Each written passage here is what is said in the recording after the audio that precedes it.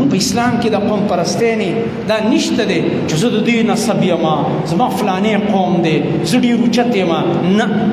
والله که ما ورته اوچت شو ما ورته به هله اوچتېږو چې مونږ کې تقوا راشي ما ورته به هله اوچتېږو چې مونږ کې دین راشي ما ورته به هله اوچتېږو چې مونږ کې هغه صفات راشي په کومو صفاتو باندې چې دا بنده رب العالمین ته نږدې کېږي د سورة حجرات آیت ما لوستی و او همدې سورة حجرات کې الله رب العالمین ټول انسانیت ته یو چغه والې ده یو اواز یې کړی یو خطاب یې کړی یا ایها الناس اے د ټولې دنیا خلکو واورئ د رب العالمین یو اعلان واورئ انا خلقناکم من ذکر وانثى الله رب العالمین فرمایي یقینا ما تاسو پیدا کړی د یو نارینا او د یو زنانه نه نارینا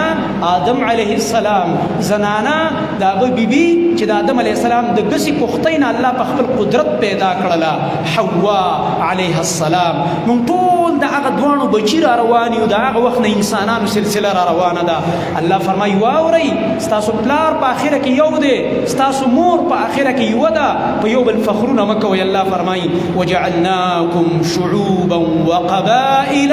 لتعارفوا په تاسو کې مې چې دا خاندانونه او قبیلې جوړې کړي دا کورنی نظام دا د تعارف او پیژندګلۍ دپاره دی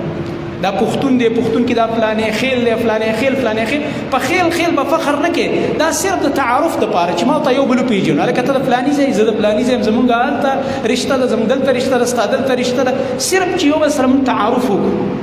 نبي علیه السلام هم تعارف کو دا سنت دی نبي علیه السلام ته به یو څوک راغی ایمان به یې راوړو یا به ملاقات ته راغی نوم دې څه دی د کم قوم نه راغلی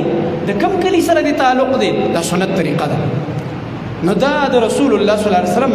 او د اسلام تعلیمات دي تعارف کوئ خو فخرونه او تکبر پې مه کوئ نو الله رب العالمین فرمایي دا قومونه دا خیلونه دا نسبونه دا مې په تاسو کې دې دپاره ګرځولي لتعارفو دې دپاره چې یو بل سره پې پیژندګلي وکړئ یو بل وپېژنئ د تعارف دپاره دي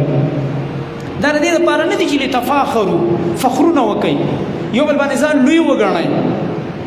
دا د دې دپاره نه دي اگر چې الله تعالی به دا یو کار کړی دی او تقسیم دی د الله د حکمت د لاندې چې بعضې قومونو کې الله ښه صفتونه اچولي دا د الله ورکړه ده خو په دې قوم باندې د انسان نه اوچتېږي لکه قریش په ټوله دنیا کې اوچت نسب دی که نه ځکه زموږ نبي پکې پیدا دی خو په دې قریشو کې غټ غټ مشرکان تیر شوي په دې قریشو نسب کې لوی لوی د اسلام دشمنان تیر شوي په دې قریشو کې د نبي علیه السلام سکت را نه وبوله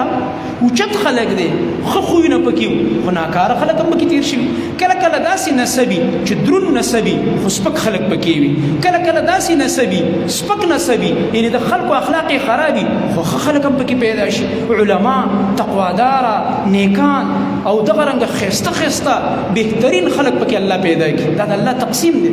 خو په دې خیل په دې قوم په دې نسب په دې خاندان به فخر نه کې ځان به په بل چا په دې باندې لوی نه ګڼئ ځکه الله رب العالمین فرمایي دې پسې جمله کې ان اکرمکم عند الله اتقاکم یقینا په تاسو کې ډېر عزتمند د الله تعالی په نسبت باندې هغه دی چې په تاسو کې ډېر تقوادار دی بس چې په چا کې تقوا ډېره ده د الله ته ډېر نږدې دی د کمالي دی